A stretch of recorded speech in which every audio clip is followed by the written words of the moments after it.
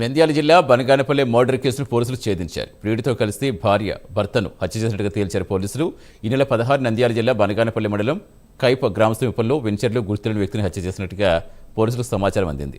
మృతుడు విల్సన్ తన కుమారుడే అని గోరెల ప్రమీలమ్మ నందివర్గం స్టేషన్లో ఫిర్యాదు చేసినట్టుగా చెప్పారు. ఈ కేసు ఛాలెంజ్గా తీసుకున్న Banaganapalle rural CI Manjunath Reddy Nandivargam SI Bhupaludu సిబ్బంది కేవలం 10 రోజుల్లో మిస్టరీ కేసు ఛేదించి 4 నిందితులను అదుపులోకి తీసుకున్నారు.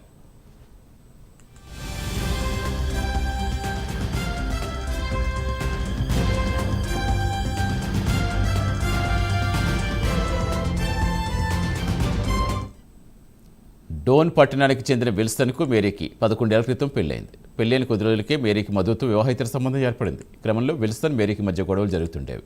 ప్రియుడిది నంద్యాల కావడంతో మేరీ మధుకు అదుపు లేకుండా పోయింది. దీంతో భార్యను తెలిసి భర్త తన సొంత డోన్కి వెళ్ళిపోయాడు. తరచూ మద్యం సేవించి ఫోన్ చేసి బెదిరించడంతో భర్త అడ్డు తొలగించుకొని ప్రియుడు మధుతో కలిసి పథకం వేసింది మేరీ.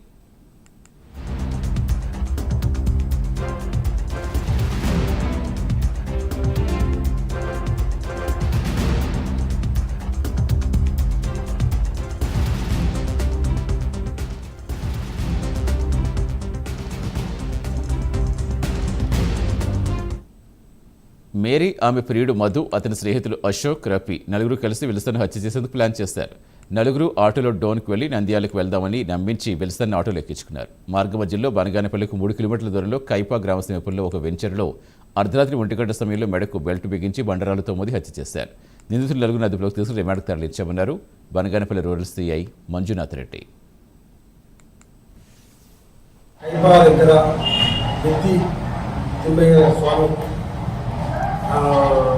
టెంపుల్ దగ్గరలో ఓపెన్ ప్లాస్లో ఒక బాడీ, మగ వ్యక్తి బాడీ ఉందని చెప్పి సమాచారం మేరకు ఎస్ఐ గారు అక్కడికి వెళ్ళి చూడడం జరిగింది.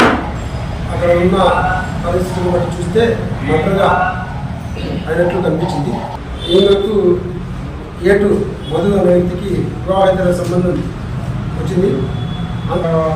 అనుమానంతో వేధిస్తున్నాడు. దానికి ఈమె విసుగు చెంది ఎలాగైనా కూడా తుదముట్టించాలనే ఉద్దేశంతో అతను తీసుకెళ్ళేసి అక్కడ అతనికి మెడకు బెల్ట్ వేసి నడుము పెట్టుకునే రఫీ అఖిల్ ఏతి నడుముకున్న బెల్ట్ని తీసి అతని మెడకి వేసి బెల్ట్ని ద్వారా మెడకు బిగించి చంపేయడం, తర్వాత అతను రాళ్లతో కస్తీగా కొట్టడం, ఆ తర్వాత బాడీని కలపడం అనే ఉద్దేశంతో కొన్ని కాగితాలు అక్కడ ఉన్న కాగితాలు తీసుకుని వచ్చి అంటించేసి వెళ్ళిపోవడం వల్ల అక్కడ అంటించిన తర్వాత వెలుతురు వస్తే వెలుతురులో ఏమైనా గుర్తుపడతారనే ఉద్దేశంతో ఇమ్మీడియట్గా అక్కడి నుంచి ఆటోలో వెళ్ళిపోవడం జరిగింది.